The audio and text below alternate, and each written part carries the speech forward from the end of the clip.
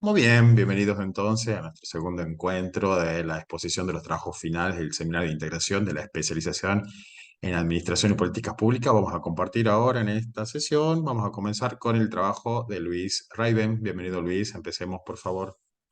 Bueno, muchas gracias, profesor. El trabajo que he realizado trata de abordar lo que son las notificaciones digitales en el Tribunal de Cuentas de la provincia de Tucumán.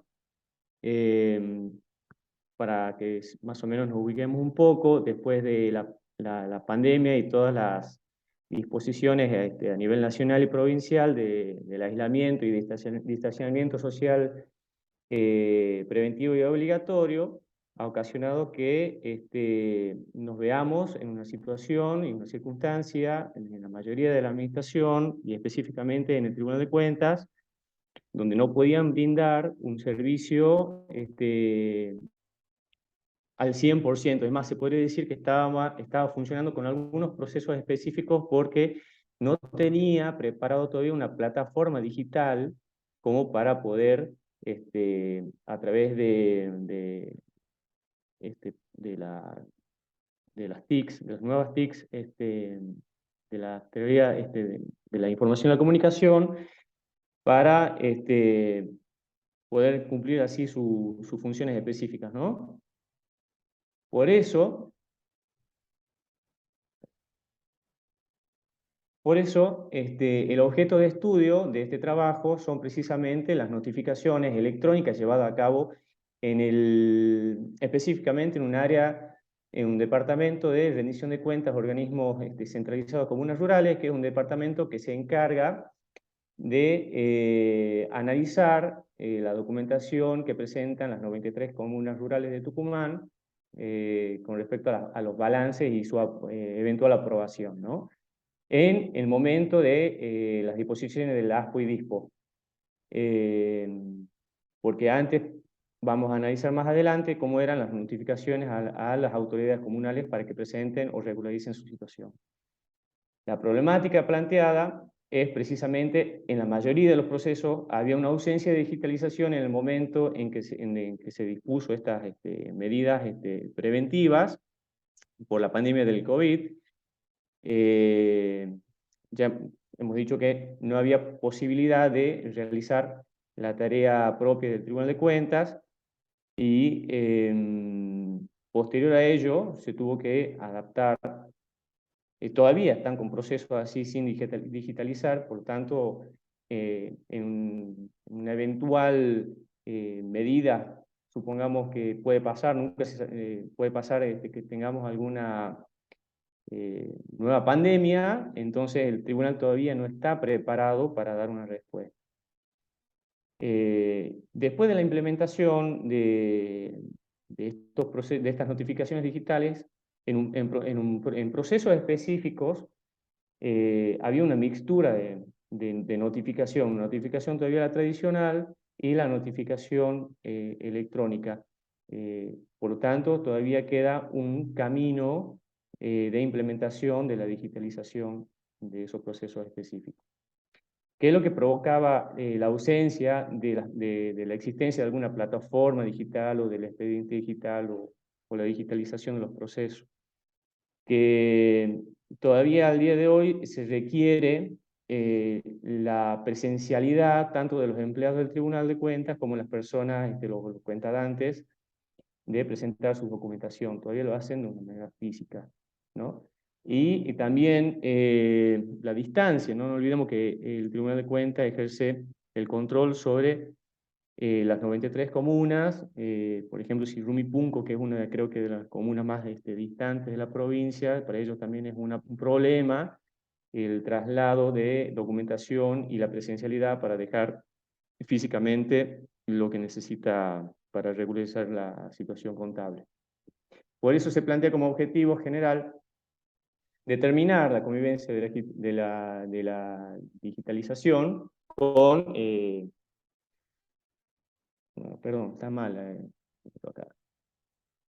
Analizar la metodología de las notificaciones en el Departamento de Rendición de Cuentas de organismos centralizados y evaluar, hacer una evaluación sobre las notificaciones tradicionales y digitales, como vamos a ver después en el marco metodológico, en la fase cuantitativa, que no está acá precisamente en la diapositiva, es analizar el tiempo que implica, lleva una notificación tradicional con una notificación digital, ¿no? Y también está planteada como metodología una fase cuantitativa a través de entrevistas a los responsables de las notificaciones electrónicas, una descripción de los sistemas actuales, tanto de las notificaciones electrónicas como las tradicionales, un análisis normativo a nivel nacional, provincial y administrativo reglamentario propio del Tribunal de Cuentas, para, por último, hacer una propuesta reglamentaria para que se complete, por decirlo así, el ciclo digital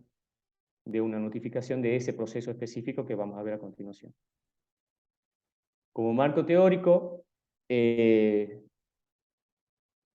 tomará en consideración toda la normativa nacional, la provincial y un trabajo de Gustavo Corbalán, donde analiza más o menos los postulados del Plan de Modernización del Estado y donde él vincula que no solamente tiene que haber una adaptación de la digitalización o del expediente digital a la administración, sino también tiene que cambiar de raíz todo lo que rodea al poder público y su relación con las personas, asegurando el derecho también, hace un análisis sobre las TICs a nivel internacional para nuevamente ver eh, cómo la Argentina encaminó el proceso de digitalización de la administración, ¿no? Como normas nacionales nosotros tenemos, por ejemplo, la 25.506, que es la ley de firma digital, donde determina la eficacia jurídica y seguridad jurídica a todo lo que es expediente digital, firma electrónica, y está todo regulado ahí.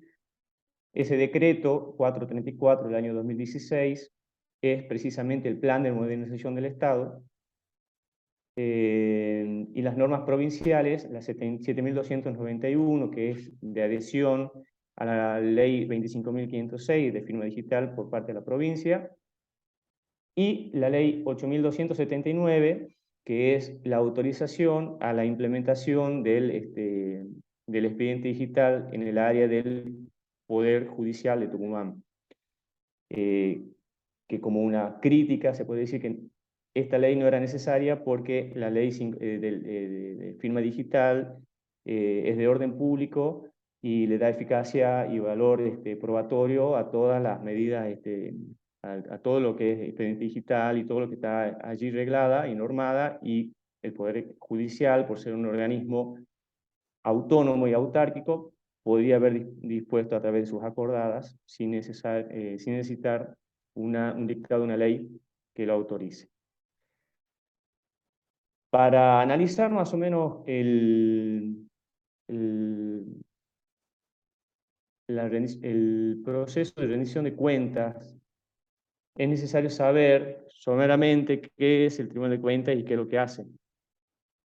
Es un organismo de jerarquía constitucional que está consagrado, constitucional de la provincia de Tucumán, que está consagrado a partir de la reforma del año 2006 en los artículos 78 al 80. El artículo 78 es el que lo define como el órgano de control externo y fiscalización del empleo y recursos del patrimonio del Estado en los aspectos legales, presupuestario y económico. Más allá, tiene plena independencia y autonomía funcional y tiene la facultad también de dictar su propio reglamento de funcionamiento. Por lo tanto, si nosotros hacemos un análisis de todo el plexo normativo que tiene la nación y la provincia, el tribunal podría dictar o disponer a través de sus acuerdos, porque los actos administrativos del Tribunal de Cuentas se llaman acuerdos, la implementación del expediente digital sin necesitar una autorización por ley. Entonces sí lo llevó a cabo, como lo vamos a ver más adelante, una implementación digital de un proceso. Y la ley de administración financiera regula todo su funcionamiento y reglamenta también específicamente el tema de las notificaciones. Caracterizado el Tribunal de Cuentas por tener dos fases, una fase administrativa y una fase jurisdiccional. La fase administrativa es el control, las etapas del control que hace sobre el uso de los recursos del Estado. Hay que tener en cuenta que el Tribunal de Cuentas controla a los tres poderes del Estado, a los entes autárquicos y sobre todo el uso de los recursos patrimoniales, ¿no? Con respecto al control administrativo, van a ver que hay un control posterior, un control preventivo, un control concomitante y un control previo. Todo esto dependiendo la etapa en la que se realice el control. Pero el meollo o el núcleo, por decirlo así, o el que le da sentido al Tribunal de Cuentas es un control posterior a través de las rendiciones de cuentas y que libera de responsabilidad contable objetiva al cuentadante encargado de una repartición específica. Acá se ve, por ejemplo, que en el control posterior, o sea, una vez ejecutado ya el gasto, la rendición de cuentas puede ser, el responsable tiene que presentar la documentación para el examen de las cuentas al Tribunal de Cuentas. Específicamente, las comunas rurales tienen que presentar bimestralmente sus balances para la aprobación por parte del Tribunal de Cuentas con el dictado de un acuerdo, ¿no? Puede ser aprobada o puede ser desaprobada. Cuando es desaprobada o cuando la documentación es incompleta, hay un proceso específico antes de que se inicie su etapa o su fase jurisdiccional a través de un juicio de cuentas o un juicio de responsabilidad. El caso que nos ocupa ahora específicamente es el sumario de cuentas y el juicio de cuentas, que es un proceso posterior a una metodología interna que realiza el Departamento de Rendición de Cuentas. Este es el circuito previo al sumario de cuentas. El responsable de la comuna tiene que presentar, como le había dicho previamente, bimestralmente sus balances para la aprobación. Ahí el artículo 121 de la Ley de Administración Financiera establece que todo funcionario o agente del sector público, provincial, al quien se le haya confiado el cometido de recaudar, percibir, transferir, invertir, pagar, administrar o custodiar fondos, valores y otros bienes de pertenencia al Estado puestos bajo su responsabilidad, están obligados a rendir cuenta de su gestión y por tanto quedan sujetos a la jurisdicción del Tribunal de Cuentas. El artículo 144 es el que determina más o menos el procedimiento para la presentación de esta documentación. Del examen de la cuenta se puede aprobar el balance completo o puede haber una presentación incompleta o existir una especie de observación parcial sobre lo que se ha presentado. Sobre esa presentación incompleta o regularización parcial o aprobación parcial de los balances, se inicia un proceso dentro de rendición de cuentas que son notificaciones precisamente a las autoridades comunales a través de requerimientos, que lo enumeran como requerimiento 1 o requerimiento 2, que en cada requerimiento tiene un plazo en el requerimiento 1 de 10 días para que concurran o presenten la documentación faltante. Vencido el plazo, hay un requerimiento 2, otorgando también 10 días, y vencido ese plazo de 10 días, se inicia un comprobante de observación en caso de que no lo presenten o presenten y se subsane parcialmente nuevamente, y que por el saldo puede también generarse una rendición a regularizar. Estos comprobantes de observación llevan una numeración y le dan también un plazo de 48 horas para que regularice la situación. Son muchos plazos, hasta ahora van 22 días de plazos hábiles para que presenten la documentación y después hay una resolución conminatoria por parte de la jefatura de ese departamento de rendición de cuentas para que regule, dices, no cumplido todos esos plazos, se inicia lo que es un proceso de sumario de cuentas.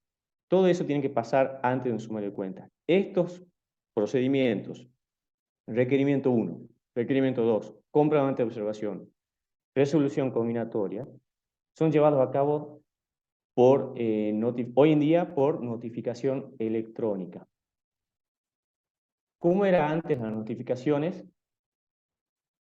Previo a las disposiciones nacionales del aislamiento y del distanciamiento social preventivo y obligatorio. Era un formato papel. Había muchos factores a tener en cuenta cuando se llevaba a cabo las notificaciones. Primero, se necesitaba proveer de papeles acá el tribunal para semejante demanda de 93 comunas con tantas medidas para notificar. Requerimiento 1, requerimiento 2, comprobante de observación, resolución combinatoria. Y eso es solamente un departamento para hacer las notificaciones. Entonces, el tiempo dependía de muchos factores, como por ejemplo la distancia, la dificultad para acceder a algunos lugares. Muchas veces pasó, por ejemplo, que oficiales notificadores no podían llegar a... ¿Me escuchan? ¿Sí? No podían llegar Sí, Luis, te escuchamos. a notificar. Sí, no podían llegar a notificar a un comisionado o a un secretario habilitado porque estaba inundada la ruta, porque el camino era inaccesible, en fin. Había una demora promedio de entre una semana o 2 semanas para que la notificación sea efectiva. ¿Cómo era el procedimiento? Esto es en base a entrevistas, no es que eh, esto personas que se encargaban específicamente de la notificación me contaban cómo era el procedimiento para notificar a estas personas. Se confeccionaba a través de una computadora todo lo que era la cédula que se iba a notificar, ¿no? Se completaban los datos, nombre, comisionado, domicilio, fecha, el contenido, en fin, una vez que estaba realizado o completado estos datos, se procedía a su impresión. Una vez impreso, firma de la jefatura, se inscribía en un libro, como un libro de recibo, en el cual constaba que el oficial notificador retiraba la notificación y ahí el oficial notificador iba a su despacho y hacía una planificación de las notificaciones que iban a llevar a cabo. El Tribunal de Cuentas cuenta con camionetas para hacer o vehículos para hacer las notificaciones de esos lugares tan distantes y hacían recorridos con esa planificación de antemano, ¿no? Porque son grandes distancias que hay que recorrer para solamente notificar al comisionado o excomisionado, porque encima también estaba esa dificultad. Había a veces que notificar a excomisionados que ya no estaban prestando función en la comuna y había que ubicarlos dentro de la comuna, dentro de la jurisdicción comunal para realizar efectivamente la notificación, ¿no? Y bueno, podía ser que la notificación sea exitosa o un fracaso. Si era un fracaso, había que hacer nuevamente el procedimiento, o sea, un fracaso en el sentido de que no hayan encontrado el comisionado, haya estado cerrada la comuna, muchas circunstancias que se podrían haber dado en...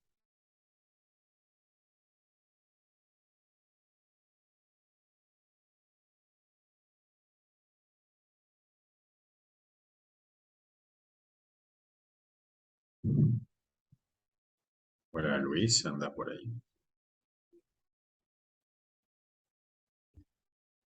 Parece que se desconectó. A lo mejor es un problema de internet, profe. formato papel o tradicional, cómo se llevan a cabo las notificaciones ahí y en todos los demás departamentos, porque se compone de otros departamentos donde rendición de cuentas de organismos descentralizados, organismo centralizado de la administración central y las comunas rurales. Las comunas rurales es lo que más tiempo llevaba. Bueno, la problemática era que no tenían cómo llevar a cabo, porque no había personal, estaban en las medidas estas nacionales, del distanciamiento, del aislamiento, entonces no podía llevarse a cabo una notificación y menos la aprobación de balances de las comunas, ¿no? Entonces, en el año 2021, el Tribunal de Cuentas dictó un acuerdo, el 3202, donde crea una plataforma digital para que los comisionados comunales puedan, a través de un llenado de una declaración jurada donde cargan sus datos, sus periodos de mandato en la comuna, domicilio digital, domicilio real, que le otorga a la vez eficacia jurídica y valor probatorio a todas las medidas llevadas a cabo en esa plataforma donde se notifica electrónica, en una firma electrónica, a los comisionados comunales, ¿no? A través de un sitio web, ellos tienen la obligación de cargar sus datos y de ingresar periódicamente para ver las notificaciones que tienen a su haber. Esto evidentemente mejoró mucho. Ya no se trasladan los notificadores a través de sus vehículos para llevar a cabo una notificación. Es mucho más automático, es más transparente. El procedimiento es el siguiente. Permiso. Un verificador, que es un auxiliar del contador fiscal, completa los datos. Todavía queda una parte, por decirlo así, de formato papel, porque tienen que imprimir lo que han llenado, y lo controla, ese papel impreso lo controla un contador fiscal. Una vez que tiene el OK del contador fiscal, se convierte ese archivo Word en PDF. Una vez convertido en PDF, la jefatura departamental lo firma electrónicamente. Ya hemos dicho que la firma electrónica tiene plena validez o valor probatorio. Y esa copia, la copia que ya han firmado, que de boca en boca dicen ya lo han firmado digitalmente, esa copia a papel va al encargado de la notificación electrónica y carga los datos en la misma con todo el contenido que se necesita. Y queda cargada en la plataforma digital del Tribunal de Cuentas y tiene donde se determina o se pone en evidencia si es que el comisionado o el secretario habilitado han sido notificados, han tomado conocimiento la última vez que han ingresado al sistema, en fin. ¿Qué es lo que provoca esto también? Un reporte semanal de los vencimientos, de estos vencimientos de los requerimientos 1, requerimientos 2, donde una vez vencido el plazo ya directamente ya carguen el requerimiento 2 o la combinatoria o el comprobante de observación. Esto aliviana mucho el proceso, pero ¿qué es lo que pasa? Una vez que se inicia un sumario de cuentas, que es una etapa de investigación donde se designa un instructor para que determine quién es el responsable y cuánto es el posible daño al patrimonio del Estado, este instructor no dispone de un usuario en la plataforma del tribunal, por lo tanto, la notificación vuelve a ser la tradicional. Vuelve nuevamente a ser lo que se hacía previamente, vuelve a cargarse una cédula, pero esta vez firmada por el abogado instructor, le dan nuevamente al chofer para que vaya a la comuna rural a notificar de que tiene que apersonarse para presentar la documentación. Concluye un sumario de cuentas y se puede iniciar un juicio de cuentas, que es la etapa jurisdiccional, y ese juicio de cuentas puede dictarse en consecuencia un acuerdo donde se lo declare patrimonialmente responsable o se lo sobresea de cargo sobre el saldo pendiente de rendir. Pero ese procedimiento donde hay un nuevo agente, que en este caso un abogado instructor, para los procesos de sumario de cuentas y juicio de cuentas sigue siendo la forma tradicional, con todos los problemas que ello implica y que hemos mostrado anteriormente. Por lo tanto, este trabajo todavía queda por completar, queda por investigar, por analizar los tiempos. La propuesta que se hace es precisamente para que ese proceso sobre una rendición de cuentas específica empiece y termine de manera digital con todos los beneficios que ello implica, ¿no? Así que en proceso todavía y espero que haya sido de, de, bueno, de su agrado la exposición. Perdón si me extendí mucho, pero estamos ahí en trabajo. Muy bien, Luis, muchas gracias. A ver, un par de observaciones. Me parece que ahí con respecto a los objetivos, ya te voy a dar una devolución después por el campus. Ahí Sí, deberíamos como revisarlo, porque me parece que el objetivo específico de evaluar la conveniencia de la notificación, ese es el objetivo, porque eso estás haciendo, estás evaluando y ya un poco ajustar más los objetivos específicos, ¿no? Ya lo sí, vamos sí, a sí, sí. revisar ahí, me parece que ahí hay un par de posibilidades para eh, mejorar eso. Lo vemos también en el problema. Y yo estaba leyendo el trabajo y tal vez en el trabajo de campo y en tu exposición sería bueno complementar este relevamiento de las entrevistas con un flujograma, o sea, a partir de lo relevado, Sí, construir los sí, flujogramas y después podés hacer un poco las comparaciones simultáneas entre los procesos y complementar con la parte cuantitativa, como bien lo mencionaste, ¿ah? Y después, bueno, ver las sugerencias de los perfecto. cambios, las modificaciones para terminar el trabajito, ¿ah? Pero va bien encaminado. Así que, bueno, muchas Preci- gracias por Bien, participar y precisamente cuando, no, que cuando cargaba los procesos me daba cuenta del flujograma perfecto. sí, eso. Bueno, ya le voy a dar un tiempito de tomo para que sigan puliendo el trabajo y avancemos para que esté listo ese trabajo para algún congreso, ¿ah? Así que bueno, muchas gracias Luis por participar. Bueno, sigamos entonces con Alfonso. Ahí si puedes compartir pantalla, Alfonso, y abrirte el micrófono.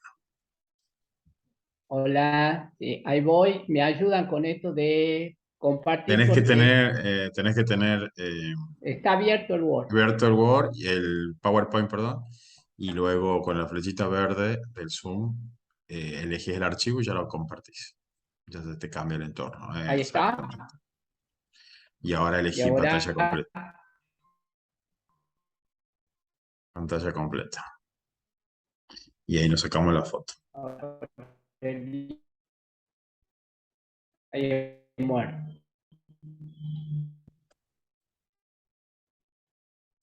Ahí, Alfonso, si querés, podés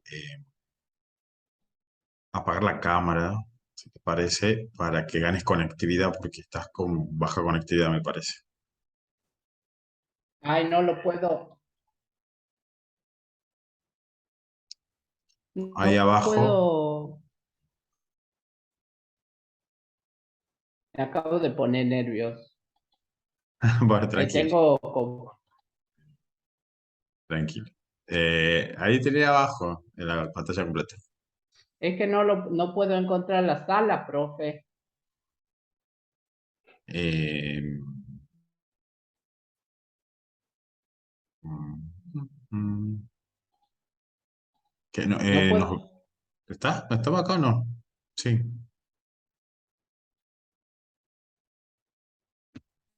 Bueno, vamos a compartir entonces Bueno, ahora el trabajo de Alfonso, agendas tradicionales versus agendas innovadoras. Bienvenido, Alfonso, muchas gracias por compartir tu trabajo. hola, buenas tardes. Bien, yo voy a presentar el trabajo Agendas Tradicionales en sus agendas innovadoras y desafío para su construcción. Esto tiene que ver que había un conjunto de motivos a donde me orientaba o a donde nos orienta el trabajo y algunas consideraciones que había realizado para optar por el tema de agenda. Entre esas consideraciones había definido algunas consideraciones políticas ya que las agendas son las formas de vinculación que tiene cada uno de los gobiernos con su sociedad.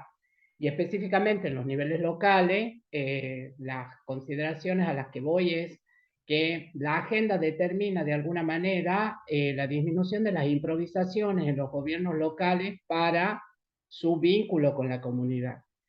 Algunas consideraciones institucionales tienen que ver por el hecho de que a partir de los hallazgos del trabajo podemos determinar un conjunto de políticas públicas del nivel central que acompañen a los gobiernos locales en la modificación de esas agendas en un sentido de hacerlas como más actuales o más tendientes a lo que se busca, digamos, en corrientes del nuevo localismo para lo que es el desarrollo local. Y la tercera consideración que he realizado para hacer este trabajo es está referido a lo académico, teniendo en cuenta que la literatura sobre el tema de agendas específicamente versa mucho sobre lo que son agendas en el nivel, en niveles más teóricos y muy pocas intervenciones se encuentran en el nivel local. O sea, literatura académica con respecto a las agendas locales en general, solamente tenemos los estudios de algunos autores del nuevo localismo, este campo disciplinar, como Daniel Carabacuor y algunas intervenciones de Claudio Tecco. Eso es lo que llevó a determinar el tema de por qué elegir este tema en el trabajo. ¿Hacia dónde vamos? Tiene que ver con estas consideraciones que había hecho sobre el tema de la elección del tema de agenda, ¿sí? No existe entonces a nivel provincial registro sobre el tema de las constituciones y conformaciones de las agendas locales, ¿sí? No hay conocimiento tampoco de las situaciones locales, de las situaciones territoriales, por ejemplo, de cada una de las comunas rurales a través de esas agendas sociales. No existen informaciones ni tampoco diagnósticos que permitan determinar el recorte social en cada uno de los territorios a partir de las agendas. Y otro de los problemas es cómo acompañar desde el nivel provincial, o sea, cómo acompañar a los gobiernos locales para generar agendas más actuales. No quería llamar en este punto agendas innovadoras, sino agendas actuales para que vayan en consonancia con lo que podía ser la provincia y también la nación. Y otro problema que sentía que nos enfrentamos era cómo se construyen esas agendas y qué temas se incluyen, cómo se construyen esas agendas en el nivel local y qué temas se incluyen dentro de las agendas del nivel local. Entonces surge esto, hacia dónde vamos con el trabajo, y presentaba los objetivos generales como explorar y conocer la constitución y conformación de esas agendas locales, de qué manera son seleccionados los temas, cómo los temas ingresan dentro de la agenda, y también si hay alguna decisión, del decisor local sobre qué perfil le da a la agenda de trabajo de las áreas sociales de las comunas de la provincia de Tucumán. Y después de poder, digamos, explorar y conocer la constitución y conformación de las agendas, poder categorizar o caracterizar esas agendas a la luz de alguna teoría que haya hecho estudios sobre el tema de las características de las agendas locales. En ese sentido, también usamos a Carabacuor, que es la única tipificación de agendas locales en la literatura académica. Dentro de los objetivos específicos que se han planteado para el trabajo está describir las agendas, ¿sí? En relación al perfil que tienen esas agendas, o sea, hacia dónde se determinan o para qué se determinan. La determinación de los temas, o sea, también conocer cuáles son el conjunto de temas que se incluyen dentro de esas agendas, ¿sí? Y eso determina siempre el perfil de la gestión, ¿sí? La cantidad de, perdón, el tipo de temas que se incluyen dentro de la agenda es de alguna manera lo que marca el perfil de la gestión en el orden local. Y también poder detectar factores condicionantes y determinantes, no solamente de la construcción de esa agenda, sino del tipo de agenda que nosotros vamos a tener y cómo esa agenda determina los vínculos de este gobierno local con su comunidad a través del conjunto de políticas públicas locales o diseños de acciones de gobiernos locales que pretenden abordar los problemas de esa comunidad. Para la realización de este trabajo, ¿sí? Hemos optado por el tema del método cualitativo, que tiene que ver justamente con el espíritu de la investigación, que está referida a poder describir y explorar. Entonces, la descripción, o sea, el tipo de estudio descriptivo que se hace tiene que ver con esa primera aproximación que queremos hacer sobre la constitución de las agendas locales, ¿sí?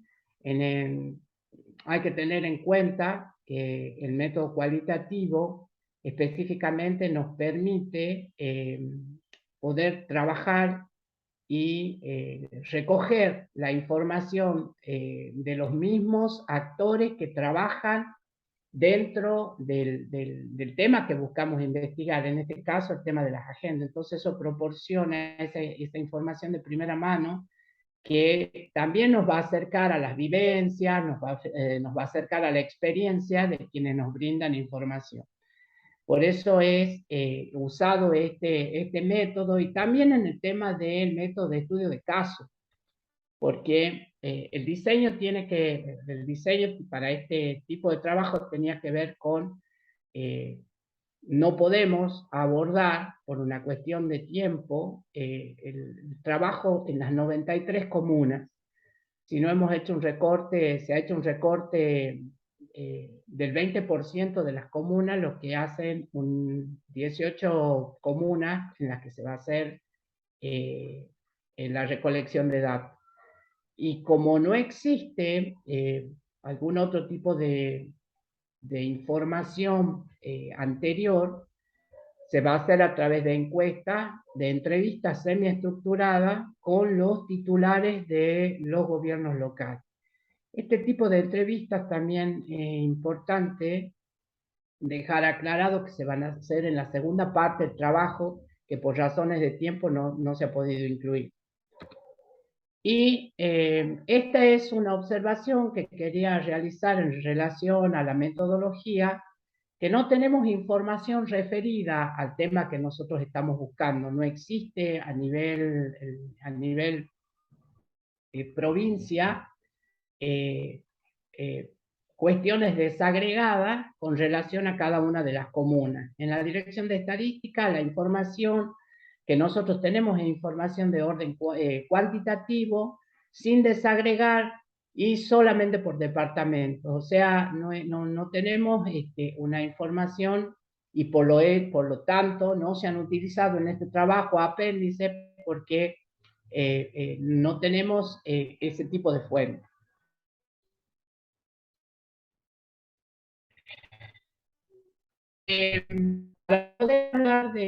Para poder hablar de agendas, también hay que referirnos a qué es lo que ha pasado con las agendas a partir de algunas consideraciones que es necesario trabajar en este momento. Y entre esas tenemos el proceso de reforma del Estado. El proceso de reforma del Estado, que aparece como consecuencia de la extinción del estado de bienestar por la década empieza a decaer en la década del 70 y aparece como a fuerza en el 80 y 90, pretende un achicamiento del Estado, sin, a decir de Oxlack, no se conoce si realmente ese achicamiento del Estado se ha dado un achicamiento del Estado en el orden nacional, pero no así en los estados subnacionales, porque de alguna manera el Estado nacional tira la crisis a los estados subnacionales. Y en eso aparecen, ¿sí? Aparecen como muy importante las nuevas agendas de los gobiernos provinciales y también de los gobiernos municipales, que sin ser sujetos de la relación federal, terminan absorbiendo algunas competencias que en este momento son abandonadas por el Estado Nacional en este conjunto de reforma del Estado. Otra de las consideraciones que hay que tener son los vínculos entre políticas públicas y las ciencias políticas. En algún momento se había abandonado el tema de las políticas públicas estrictamente al plano de lo que sería la administración burocrática, sosteniendo que el decisor político define sobre qué problema se va a trabajar y es la administración burocrática la que tiene que dar el diseño de cómo se va a abordar ese problema. Sin embargo, nosotros conocemos que la ciencia política estudia esos vínculos que tiene, digamos, el decisor político con la comunidad, y esos vínculos son a través de las políticas públicas. Entonces no puede existir para el estudio de la agenda los aportes de la ciencia política, ¿sí? Como para entenderla. Es decir, que no puede haber un divorcio entre entre el proceso de políticas públicas y el estudio de políticas públicas y la ciencia política, porque uno sí aporta algunas consideraciones para el estudio de la otra. Y es justamente en el tema de las políticas públicas donde nosotros nos vamos a sentar con el tema de agenda, porque la pregunta de dónde nacen las políticas públicas es justamente del conjunto de esos problemas seleccionados por los decisores políticos para los cuales nosotros tenemos que dar respuesta. Entonces las políticas públicas nacen de la agenda, ¿sí? Que los decisores políticos determinan, es decir, la agenda está constituida por el conjunto de problemas que los decisores políticos definen, ¿sí? Que hay que atender. Entonces, aparece acá la agenda como la generadora de las políticas públicas. Aparece entonces, hay algunas características que los asuntos en las diferentes agendas. Los asuntos son los problemas que después, el problema es un asunto socialmente problematizado, digamos. Entonces hay que tener algunas cuestiones algunas cuestiones como de observación cuando hablamos de los asuntos en las agendas. Por ejemplo, la rapidez y temporalidad cíclica, que tiene que ver con la velocidad de entrada y de salida de los temas dentro de una agenda pública, ¿sí? Hay temas como, por ejemplo, los medios desde ayer, ¿no es cierto? Aparece el tema de la seguridad vial por el caso de este chico Tiago que viaja con sus compañeros en una excursión escolar y es atropellado muerto por una camioneta. Nosotros vemos que ahora el tema de la seguridad vial, el tema de la seguridad en las escuelas, el tema de la responsabilidad, va a tener en estos días, ¿sí? Mucha entrada en lo que es la agenda pública. Entonces, esto es una característica de los problemas dentro de la agenda pública. Los problemas involucran a distintos actores, tiempos y recursos. Y también tiene que ver con una variedad de temas, a la par del tema, perdón, a la par del tema de Tiago, sí aparecen otros como la inseguridad, que ya viene de tiempo dentro de las agendas, aparecen de cómo se presenta el cuadro, la tabla de posiciones la tabla de posiciones de los equipos, tanto en los torneos, es decir, la variedad de temas que hay en la agenda pública, ¿sí? El tema de los otros días con Platense, o sea, tiene que ver con esto de las características de los temas de las agendas. Y las agendas representan, ¿sí? La agenda política representa las decisiones del decisor político o de algún político relevante. Estas son las características de los temas que constituyen la agenda. Ahora, un poco como para definir, ¿sí? La agenda en algún momento usted, una conversación, me decía, profesor, que usted había visto hace muchos años que la agenda aparecía con un sentido comercial, ¿sí? Y en este caso, el tema de la agenda política, perdón, el tema de la agenda como elemento de trabajo en los gobiernos, tiene esa raíz justamente, ¿sí? Es de origen comercial o empresarial. Y estaba referida a esa libreta donde el empresario anotaba los temas, ¿sí? A los que debía atender durante el día. O sea que la palabra agenda tiene digamos, un nacimiento comercial o empresarial. Y otra de las cuestiones en política, en las ciencias políticas, se usan agendas, ¿sí? Como una metáfora de esta agenda comercial o empresarial, ¿sí? Un recurso retórico, digamos. Y las agendas son, entre más y menos discusiones de la literatura sobre agendas, como las que presenta Aguilar Villanueva, Kobe Elder, Cásar y Maldonado, que son, por ejemplo, Kobe Elder y Cásar y Maldonado se consideran textos fundacionales en el estudio de las agendas, son ni más ni menos el conjunto de asuntos, problemas, cuestiones a lo que los decisores, ¿sí? Sostienen que hay que atender o que hay que resolver. O sea, la agenda es simplemente una colección, simplemente o no, una colección de temas que los decisores han determinado, ¿sí? Atender. Pero en este andar por la literatura nos encontramos con que en mayor o menor medida la literatura nos lleva a dos tipos de agenda más general. Una agenda pública, ¿sí? Que otros autores le llaman agenda sistémica. Por ejemplo, Aguilar Villanueva le llama agenda pública y hace la definición también de agenda gubernamental. ¿Sí? Para Cásar y Maldonado existe la agenda pública, la agenda política y la agenda gubernamental. Y para otros autores la agenda sistémica y la agenda institucional. De todas maneras, por ahí para distinguir los temas de agenda, nosotros podemos hablar de que la agenda pública es aquella constituida por el conjunto de problemas que la comunidad o la sociedad sostiene que hay que atender, ¿sí? La agenda política es el subconjunto de temas que, estando en la agenda pública, el decisor político define que hay que dar respuesta.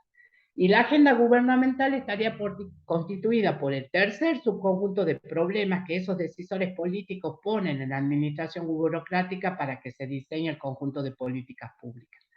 De todas maneras, cruzando a los autores, ¿sí? Podemos observar que existen sí o sí dos tipos de agenda: la pública, que es sostenida por toda la sociedad, y la agenda gubernamental, que es el subconjunto o asunto seleccionado por los decisores políticos, ¿sí? Que sostienen que hay que dar respuesta.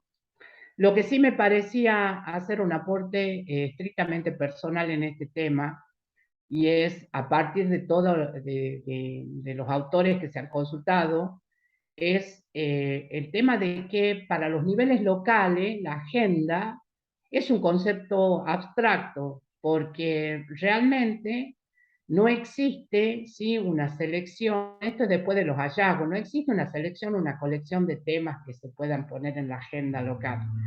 Entonces, para lo local, y un concepto a discusión, digamos, esta afirmación es un concepto abstracto.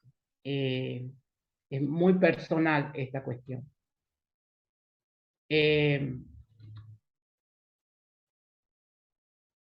Esto decían, ¿cómo se conforman o construyen las agendas? ¿Sí? En la agenda pública tiene que ver con todo lo que está en el acontecimiento diario, la realidad mediatizada que nos presentan, las intervenciones de algunos sectores con mayor o menor poder, los grupos representativos, como por ejemplo los colectivos LGBTQI+, las asociaciones de personas con discapacidad, digamos, los movimientos de mujeres, etcétera. O sea, todo ese conjunto de actores en el nivel societario, digamos, son los que determinan la conformación de la agenda pública. La agenda política se determina con los pesos de aquellos partidos políticos que tienen representación en el Congreso, o sin tener representación en el Congreso son más o menos emblemáticos y pueden seleccionar de esa agenda pública los problemas a los que le van a dar respuesta. Y la agenda gubernamental se conforma por el conjunto de políticas que se van dando respuestas a partir de las decisiones políticas que se incluyen dentro de la agenda gubernamental. ¿Cómo se da respuestas a la agenda gubernamental? Por medio del conjunto de políticas públicas que representan la acción de gobierno, a partir de políticas, programas y proyectos. Vamos a las agendas locales, que tiene que ver con el objeto del presente trabajo. Después de haber transitado sobre lo que es sobre lo que es la literatura de agenda y haber tomado, digamos, un texto rector como es el de Cravaquart, entonces hemos podido observar que que Cravaquart tipifica en tres niveles o en tres categorías a las agendas locales. Él hace una exposición sobre los gobiernos locales de la República Argentina. Nosotros en la República Argentina tenemos 1.263 municipios, ¿sí? Y tenemos 1.128, creo, no me acuerdo bien el número, pero 1.100 y pico de gobiernos locales inframunicipales. En los estudios que él hace puede tipificar a las agendas locales en tres tipos. Agendas tradicionales, que son aquellas agendas que sostienen trabajos que tienen que ver con la atención de la necesidad, la atención de colectivos vulnerables, la atención en casos de desastres naturales, por contingencia de vejez, por contingencia de pérdida de empleo, por cuestiones alimentarias. Después hay otro grupo de gobiernos locales que tienen agendas tradicionales con vocación de ampliación de esas agendas, que tienen que ver con hacer estas cuestiones de trabajo, de la atención de situaciones de riesgo, vulnerabilidad, pero ampliar esas agendas, ¿sí?, a la selección de algunas políticas generadas en otros niveles de gobierno y que puedan, por su características, ser adecuadas a los gobiernos locales, o pueden incluirse o pueden adaptarse a las realidades locales. Y el tercer tipo de agendas que determina son agendas de gobierno local, que tiene que ver con agendas que después él llama innovadora, y 7 años después de ese trabajo él llama agendas innovadoras, que son aquellas agendas, ¿sí?, que manteniendo las funciones de las competencias realizadas, de las competencias asignadas a cada uno de los niveles, además de la vocación para la ampliación, se convierten en agendas que van a administrar el territorio. Cuando yo hablo de administración de un territorio, estoy hablando de convertir esta administración local de gobierno en un gobierno local. Estas agendas tienen que ver con la atención, tienen que ver con incluir temas como el desarrollo local, la gestión local de políticas de desarrollo económico, la inclusión de la gestión ambiental, la inclusión de los movimientos, de entender que hay problemas que trascienden la escala local y que son problemas compartidos a lo mejor con otras comunas y con otros municipios, o sea, de incluir el tema interjurisdiccional dentro de esas agendas. Entonces, en base a esto, ¿sí?, ¿qué consideramos agendas innovadoras? ¿Sí? Las agendas que ponen foco en las demandas ciudadanas. ¿Y qué significa poner foco en las demandas ciudadanas? Significa poder atender a los requerimientos de esa comunidad, a los requerimientos de de esa sociedad, ¿sí? Y no solamente trabajar desde los gobiernos locales, desde las administraciones locales, desde la oferta, ¿sí? O desde el conjunto de las ofertas o del conjunto de acciones del gobierno que son definidas por la burocracia política. Agendas innovadoras tiene que ver con la adaptación de las decisiones que hacemos a nivel local con la realidad local. Es decir, que entra a tejer el tema de lo que serían las capacidades, los recursos, la búsqueda de recursos no convencionales, ¿sí? Que tienen que ver con qué es lo que tengo. O sea, de alguna manera una agenda innovadora que se adapta a la realidad local tiene que ver con los factores endógenos y no depender de factores exógenos para su crecimiento. Promover la gobernanza territorial, que es de alguna manera nuevos modelos de gestión, no solamente para lo local, la gobernanza se aplica a todos los niveles de gobierno, que tiene que ver con incluir el tema de la academia, el tema de los actores privados, el tema de los actores públicos no estatales, ¿sí? Dentro del marco de una gestión asociada para el abordaje y solución de los problemas de la comunidad. Determinar la escala de los problemas, es decir, si son solamente problemas locales o son problemas compartidos, ¿sí? Con los gobiernos locales que son vecinos. La inclusión de temas ambientales es fundamental por el solo hecho de de poder abordar situaciones sostenibles y sustentables. La rendición de cuentas, que digamos es como un poco entrar en terreno no propicio, la rendición de cuentas, ¿sí? a la comunidad, que tiene que ver con la accountability, que es, digamos, de alguna manera promovida desde lo que son los paradigmas de gobierno abierto y la información institucional. Las agendas innovadoras deben contener mecanismos o dispositivos de información institucional que lleve a la comunidad no solamente en formas de informes, sino que puedan contener también estudios de objetivos, de resultados y de impacto para ver cómo la selección de estos temas que van a incorporarse en las agendas innovadoras tienen impacto en la calidad de vida de nuestros vecinos. El trabajo de campo, yo voy a pasar, me estoy extendiendo y quería ir directamente a los hallazgos que se han hecho después de la investigación, que creo que son cuestiones importantes. En los hallazgos que tenemos, nosotros a partir de las entrevistas con el equipo técnico se ha observado que institucionalmente las comunas, de las 18 comunas de la provincia de Tucumán que han sido trabajadas, tienen agendas con arreglos institucionales dispuestos a lo que es la ley 7350 en su artículo 3º, inciso 5º, que es la atención en situaciones de asistencia.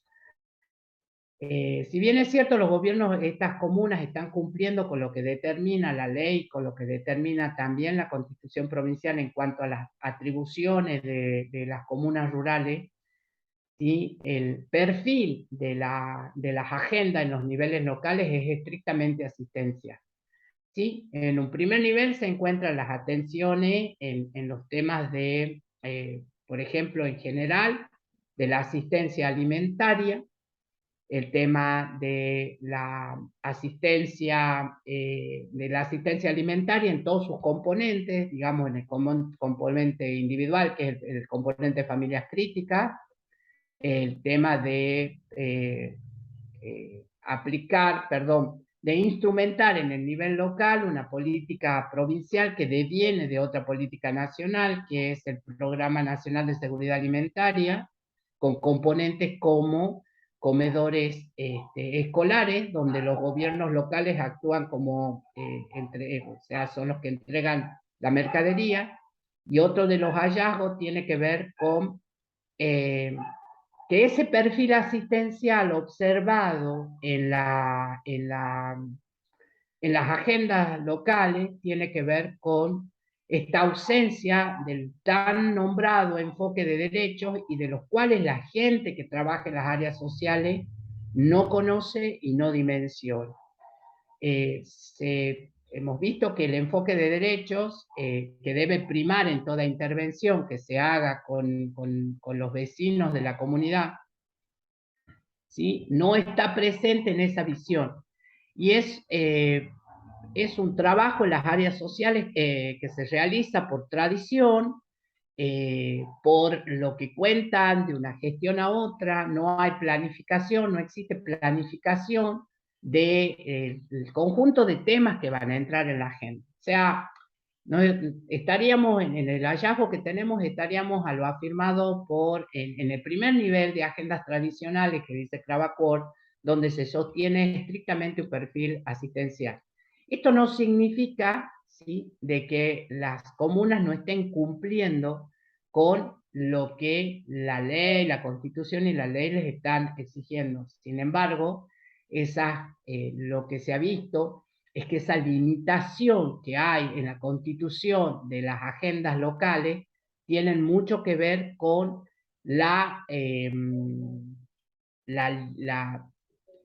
tiene mucho que ver con la formación de los recursos humanos locales. O sea, los recursos humanos locales trasladan sus capacidades a lo que significa la conformación de la agenda. Entonces, también otro de los hallazgos tiene que ver con que la atención se hace con lo que llega al mostrador y no existe una planificación de la tarea. ¿Sí? Se han observado que sí trabajan en las contingencias de desastres naturales, sin tener tampoco una intervención en lo que puede ser la planificación o la previsión de esos desastres naturales, dejándolo en manos de la provincia, por ejemplo, la determinación de lugares de evacuación, albergues y ese tipo de cosas. Las conclusiones son que, a pesar de que en este siglo en el que nos encontramos, buscamos por pensar, de mirar la globalización pensando en local, hay muchas veces que los condicionantes y determinantes de las agendas locales, ¿sí?, tienen que ver con factores que exceden ese nivel. Y tiene que ver también con una quizás debilidad de las políticas públicas que vayan a fortalecer, estos gobiernos locales en el sentido de sus capacidades institucionales. Y me olvidaba que otro de los hallazgos que se habían observado era de que, a pesar de que todos mantienen una agenda que es estrictamente asistencial, si hay alguna vocación, que las ubicaría en el segundo nivel de categoría, hay alguna vocación por empezar a trabajar con lo que serían algunas políticas de gestión local de desarrollo económico, como son los movimientos, como potenciar los movimientos emprendedores y también mejorar la calidad mejorar la empleabilidad de las manos de obra o de los recursos humanos en el nivel local, y también la organización de espacios donde los emprendedores puedan comercializar sus productos. Definitivamente, se me ocurre que el trabajo arroja como resultado un llamado de atención para los otros niveles de gobierno, ¿sí?, donde las palabras acompañar, fortalecer, mejorar, no solamente el recurso humano del nivel local, sino también los recursos para ejecutar la agenda, ¿sí?, son los primeros avances que he logrado con este trabajo. Muchísimas gracias. Muy bien, muchas gracias. Gracias, Alfonso. Muy completo el trabajo. Ahí yo, para enriquecer el trabajo, Alfonso, estuve viendo, te señalaría que en el trabajo de campo tal vez puedas adjuntar fotos y tal vez rescatar los informes que hace tu oficina también, como elementos de diagnóstico que también nos están hablando de las agendas, ¿no? O los tipos de programas que se van un poco implementando en el territorio, eso también, ¿no? Per- Y Perfecto, después, eso me tenemos. parece fotos, porque es muy, estamos en el siglo del Homo videns. Homo videns ya es un concepto del siglo pasado, pero hoy está en auge el Homo videns, ese es todo visual, ¿no? Entonces, tal vez lo que yo veo para aportar del trabajo que está muy completo, esto para que vamos dejando listo para un congreso. ¿Ah? Me parece que aportar ahí en la primera parte del trabajo de campo, hablar de la oficina, un poco cuáles son los programas que Perfecto. trabaja, con cuántas comunas. Me parece que eso que acabas de decir de los municipios, estaré yo, eh, agregaría un cuadrito de la fuente, decía, bueno, cuántos municipios hay en Argentina, cuántas comunas y cuántas comunas en Tucumán, y un mapita. Y eso también como que te ayuda a Perfecto. afianzar, y Perfecto. después fotos también en el territorio, ¿no? Sería un cuadro de elaboración propia, digamos. Bueno, eso. Y Perfecto. después fotos también de tal vez las intervenciones que ustedes hacen, rescatar algunos informes de tu Tenemos, oficina. tenemos, Eso me tenemos, parece que para enriquecer más el tenemos. trabajo de campo, que es muy completo, ¿ah? Así que bueno, muchas gracias. Bien. Muy bien, Gracias a usted, Leila. profesor. Muy bien, vamos a la ida a la presentación. Ya Te contigo voy a terminamos esta. acompañar, Leila. Sí, por favor, no me dejen solo. No la dejen sola a Leila ni a mí, por favor, vamos.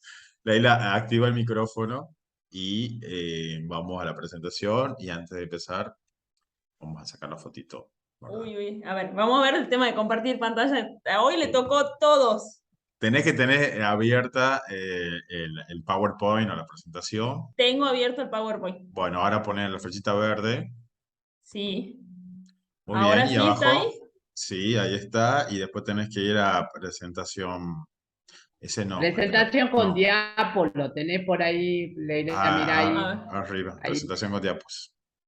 A ver, acá. No, Acá. Ya está el a salón eso donde ahí, estoy. eso desde el principio. Bien, listo. Bien, y entonces ahí nos sacamos la Ahí fotito. está. Esperen que Listo, Leila, listo. ahí. Perfecto, Leila, muy bien. Vamos a Bueno, sacar la fotito. comenzamos. Espera, la fotito. Muy bien, ahora sí, empecemos, Leila. Bueno, mi trabajo se centra en la área de discapacidad de la Municipalidad de Burrillaco, en la cual desarrollo mi trabajo, y una articulación y coordinación con la escuela especial que tiene el municipio. Cabe destacar que el municipio de Burruyacu está a 70 kilómetros de la capital provincial y es la única escuela que tiene una escuela especial a más de 70 kilómetros de capital. ¿Por qué hago mucho hincapié en esto? Porque el municipio está muy al este, muy al norte, y tenemos 9 comunas que conforman el municipio, de las cuales hemos articulado de manera conjunta con las 9 comunas trabajar con sus diferentes áreas sociales sobre todo lo que tiene que ver con discapacidad. La escuela tiene una capacidad para 200 alumnos, actualmente tiene 145 alumnos, de los cuales menos de la mitad son alumnos de la escuela especial y los demás son de integración, que reenvían las diferentes escuelas que tienen las diferentes localidades que integran el municipio. Dicho esto, nosotros a través de después de las ASPO, o sea, del aislamiento preventivo y obligatorio, surgió una serie de inconvenientes cuando comienzo a trabajar con la escuela. ¿Qué surge esto? Surge que en diferentes reuniones que tuvimos entre el municipio y los directivos de la escuela, había mucha deserción escolar. Entonces, trabajando de manera conjunta con la directora y su personal, llegamos a la conclusión que esa deserción escolar era ajena a las personas, o sea, tenían intenciones de ir, pero no tenían los medios suficientes para hacerlo. No sé si la voy pasando. El problema fue el tema de transporte. Es el primer problema que tiene la deserción escolar en la escuela, es el tema de transporte. Pero es un problema mucho más amplio, porque era un problema de comunicación y de articulación entre las familias de los alumnos que iban a la escuela. ¿Cómo surge esto?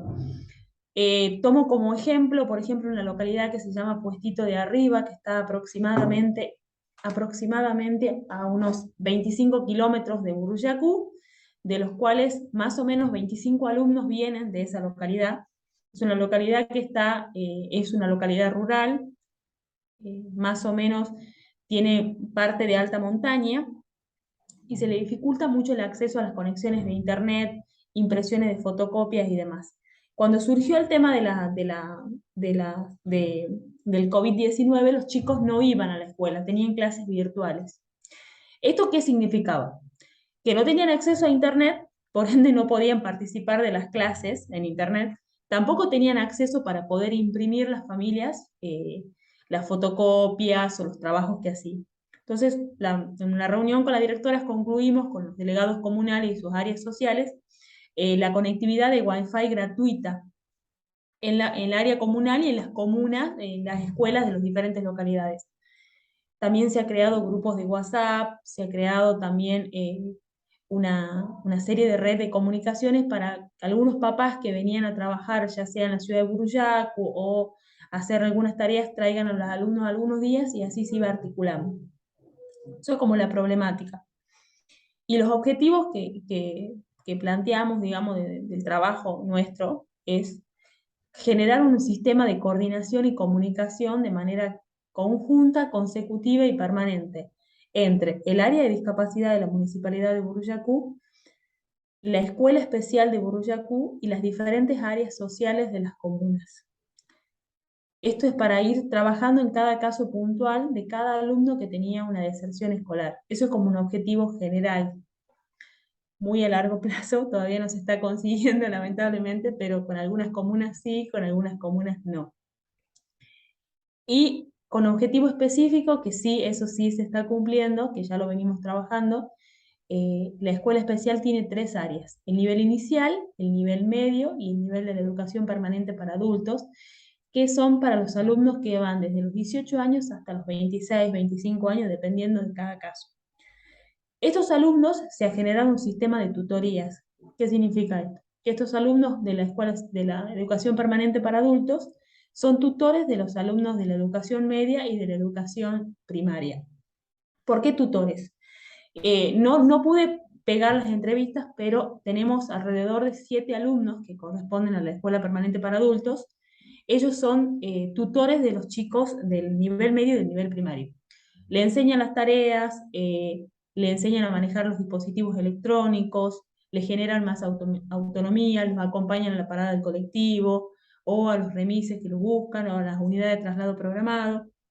Cada alumno tiene a cargo 3 o 4 alumnos de la educación media, y eso les genera más autonomía a ellos y también les genera más autonomía a los compañeros. Fue un experimento piloto que lo comenzamos en marzo de este año. La verdad que los chicos de la educación permanente para adultos se súper coparon con la idea. Para ellos, generarle un sistema de responsabilidad y sentirse responsable de los compañeros les generó mucha satisfacción. Y la verdad es que los que llevamos del cursado del año están muy contentos. Ya hicieron una muestra a ellos en agosto de este año, donde se les consulta y se los va rotando. A partir del año se los va a rotar. ¿Qué significa esto? Que los alumnos que tenían a cargo X cantidad de chicos, se le va a cambiar a esos chicos, se le va a dar otros. Eso por un lado en objetivos específicos se lo está cumpliendo, está muy bien. Y con respecto a lo que sería el marco teórico del trabajo, me he centrado mucho en las normativas nacionales e internacionales con respecto al derecho a la educación. Y hago mucho hincapié en esto porque las personas con discapacidad tienen una convención especial para personas con discapacidad, tenemos una ley de sistema asistencial, más que nada, que es una ley que marca más que nada el sistema de salud y se deja fuera todo lo que es educación. Más allá de que hay muchas personas que pregonan sobre discapacidad, el modelo social y demás, pero el modelo social es un modelo que no ha sido vinculado claramente con las familias. Es un modelo que se dice modelo social, pero en realidad es un modelo asistencialista social, no es un modelo inclusivo social y que genera autonomía. ¿Por qué hago mucho hincapié en esto? Y es como una crítica que me voy un poco para las conclusiones, porque ahora está en boga la reforma de la ley de discapacidad, la 24431. Se hizo una asamblea, en realidad, pero nosotros las personas que trabajamos con personas con discapacidad creemos que la ley ya está lista, o sea que nunca nos van a escuchar y no van a tener en cuenta nuestros conceptos para trabajar. Tenemos una ley nacional de educación, nuestra constitución, que es nuestra Carta Magna, también garantiza la educación de las personas con discapacidad, pero no es así, no se cumple. ¿Por qué hago hincapié en esto? Que quizás muy pocas personas lo saben. La escuela especial tiene, los chicos que se egresan de la escuela especial, los que tienen alguna dificultad mental, por más mínima que sea, no así la auditiva o visual o motriz, ellos se egresan con un certificado, digo certificado entre paréntesis, entre comillas, perdón, no les permite a ellos ingresar a la universidad. Actualmente en la Argentina está colapsada la Corte Suprema de Justicia con amparos y con recursos de muchas personas que tienen un retraso madurativo leve, síndrome de Asperger, que terminaron en una escuela especial porque no le daban los medios para ir a hacer el sistema de integración o tuvieron una serie de inconvenientes y no pueden ingresar a la universidad. Actualmente en la Argentina solamente hay una universidad pública que lleva un registro de las personas con discapacidad, que es la UBA, que se lo hizo a partir del 2014. La UBA tiene un sistema de tutorías con todas las carreras que conforman la UBA, que hay un protocolo para las personas con discapacidad, lo hace el doctor Juan Antonio Seda, que es uno de los expositores que yo marco acá.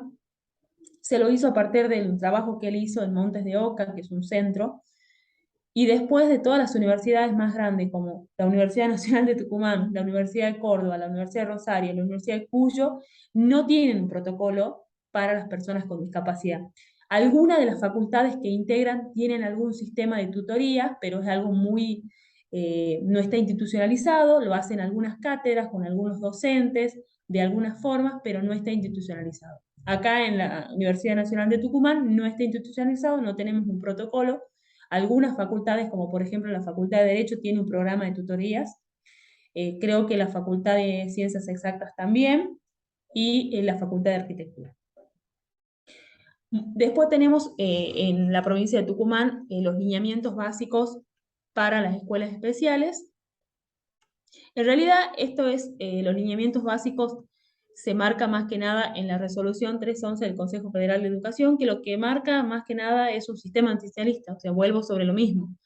¿Qué es lo que se basa en las Cortes Supremas provinciales? Por ejemplo, acá en Tucumán hay un amparo que estamos llevando a cabo, que esta resolución del Consejo Federal de Educación nunca puede ir en contra de una carta magna como la Constitución o la Ley Nacional de Educación. Bueno, ellos, para no hacer lugar el ingreso a la universidad, hacen referencia a la resolución 311 del Consejo Federal de Educación, que más que nada ellos certifican a los chicos que salen de la escuela especial. Como para terminar, se rompen más que nada los derechos de las personas, se limitan el acceso a la educación. Nosotros desde el área de discapacidad de la Municipalidad de Burruyaco venimos trabajando hace bastante con el tema de la autonomía de las personas con discapacidad. Hemos creado un programa de una política pública municipal donde 3 chicos de la Escuela Especial de Burruyaco están trabajando en la área social de la municipalidad, en la Secretaría de Acción Social. Uno trabaja en el área de mujer, otra persona trabaja en el área de discapacidad junto conmigo y otra persona trabaja en el área social propiamente dicha. Comenzamos hace 6 meses con las pasantías, esto es de manera municipal. Hay programas nacionales, programa de más y mejor trabajo, pero de los municipios que integran la provincia son muy pocos los que lo han implementado. Ante la consulta con otros colegas y demás, ellos refieren que no están capacitados para hacerlo, que no tienen el mobiliario o el acceso edilicio para trabajar con las personas con discapacidad. Esa es otra dificultad también para un trabajo posterior, ver el tema de la edificación y las barreras edilicias que tienen las personas con discapacidad, tanto en el acceso a los edificios públicos y a la formación de las personas. Bueno, eso sería todo. No sé si está bien, o me he extendido mucho o lo hice muy corto. No, está bien, muy bien, Lilia, muy bien. Ahí vamos a dejar de compartir. Un aplauso. Muy bien. Me encanta. Ese trabajo tiene mucho potencial, ¿no? Te voy a dar unas observaciones. Yo, Sí, ahora que te escucho, está bueno escucharte. Tenés que enfocarte. Ustedes acuérdense que es la cuestión del embudo. Entonces, me parece que antes de diseñar vos ya hay una política pública en el municipio. Lo que vos estás haciendo, sí, una evaluación. Entonces, sí, es el verbo que tenés que cambiar. No bien, estás haciendo un diseño, sino estás evaluando una política pública que ya hace el municipio. Entonces, como bien. que ahí vas acotando. En un momento, lo que no entiendo, ¿por qué hablas de la docencia universitaria y la discapacidad? Eso ¿Por es lo que no qué? entiendo. Lo que pasa es que, ¿por qué surgió el tema de cuando usted me dice de política pública? En realidad mi trabajo final, y lo voy a hacer para el final, digamos, que ya lo voy a comprometer a que sea mi tutor, en realidad mi trabajo final es que los chicos que tienen, por ejemplo, nosotros en la escuela especial yo tengo 5 alumnos, hago Bueno, hincapié ahí en te que voy a tengo decir, ahí vos tenés que acotarte a esos cinco, como acabas de decir, tres casos. Al final, ya he visto la luz yo, al final acabas de nombrar tres casos y la metodología que tenés que utilizar es perspectiva biográfica. Entonces, bien, porque tal vez no tenés que hacer, sino que es como la microexperiencia, que después, claro, la tenés que estudiar en profundidad, la tenés que sistematizar, la tenemos que analizar, documentar y luego comunicar.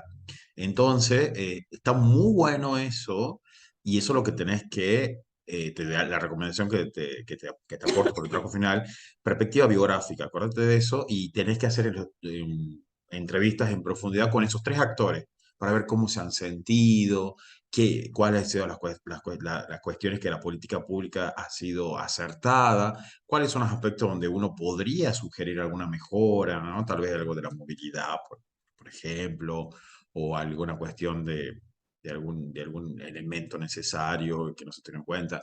Estoy como haciendo hipótesis, ¿no? Porque uno no sabe qué es lo que te puede manifestar el actor, en este caso, beneficiario de la política, pero es muy interesante y yo creo que ahí también tenés que como dosificar, porque en el marco teórico pareciese que el tema es discapacidad y el tema debe ser política pública. Entonces vos primero tenés que bien, empezar primero por la política pública, luego hablar de la discapacidad y enganchemos con Alfonso todo lo que son las agendas, porque en realidad ese tema de la discapacidad está relacionado con el de Alfonso, un tema muy amplio, porque bueno, en su oficina tiene muchas comunas, entonces él puede estudiar las comunas.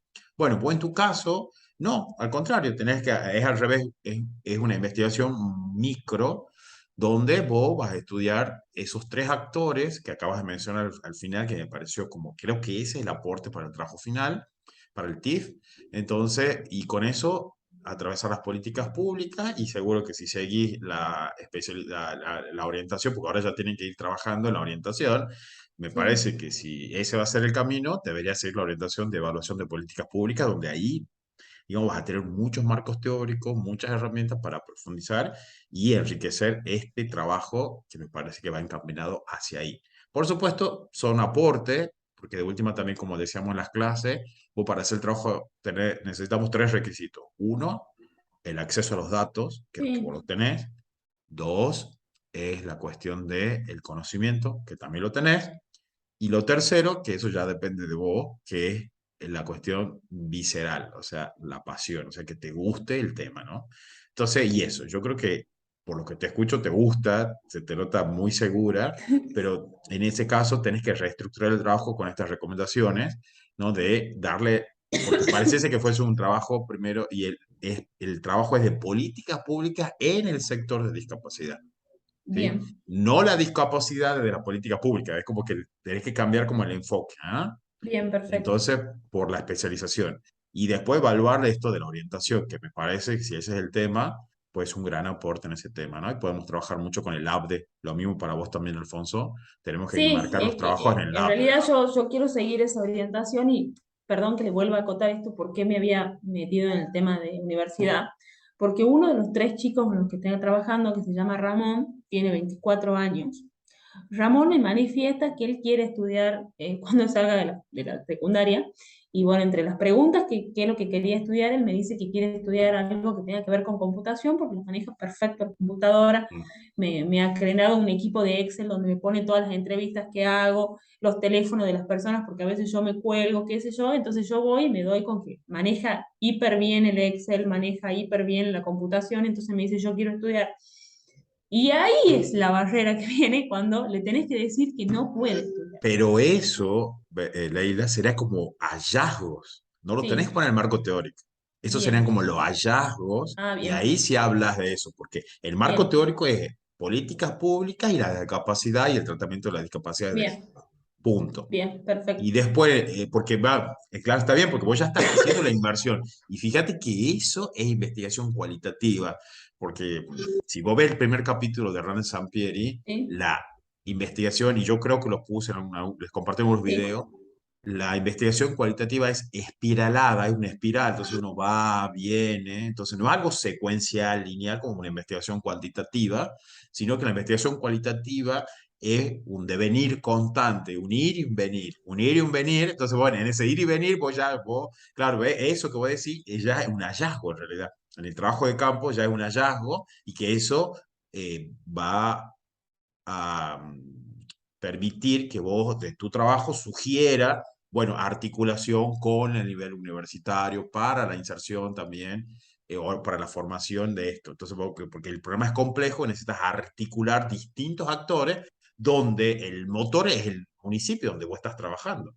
Y entonces, fíjate que investigando eso y estos tres actores en sí, profundidad, uno va disparando que esos casos son casos testigos, con sí, muestreo no probabilístico, por supuesto, por conveniencia, pero que te ayudan a encontrar distintos insights, o sea, hallazgos que te pueden ir dando lugar que después, en una segunda etapa, uno ya puede hacer una maestría, se hace una maestría, ya un trabajo más riguroso, más ampliado, ya unas encuestas con una mayor muestra de individuos con esta problemática para sistematizar eso, ¿no?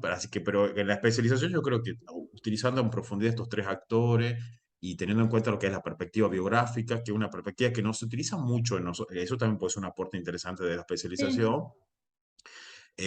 Puede ser interesante usar la perspectiva biográfica para este caso, porque los actores son muy ricas en las historias. sí, Entonces, eso se llama historias de vida también. Entonces, es una bien, metodología que muchas veces en el campo de la gestión no lo estamos utilizando.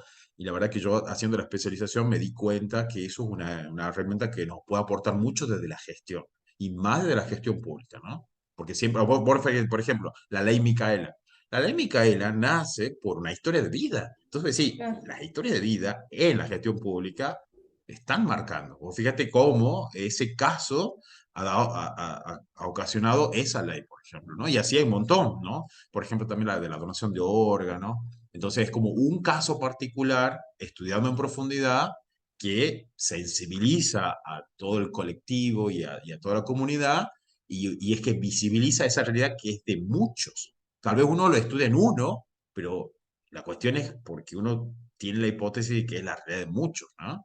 Pero bueno, vos te sí, puedes concentrar en uno que es el que puedes conseguir para estudiar en profundidad. Así que yo creo que Leila vas bien encaminada por ahí, pero bien, pensalo, estos son bien, sugerencias simplemente, sí, pero me parece que va encaminado por ahí. Ojalá que, bueno, porque tenés todo, vos trabajás ahí, sí, tenés acceso a los datos, ya tenés los actores, lo podés ir entrevistando ahora con profundidad y ir haciendo el trabajo y haciendo el trabajo en distintas etapas. Y la idea es ir presentando un congreso, que ya les voy acercando a los congresos, para que también ustedes con eso van adquiriendo esta competencia para comunicar sus resultados, para que también la mirada del otro, ¿no? Esto es como un micro congreso, porque yo estoy dando una devolución.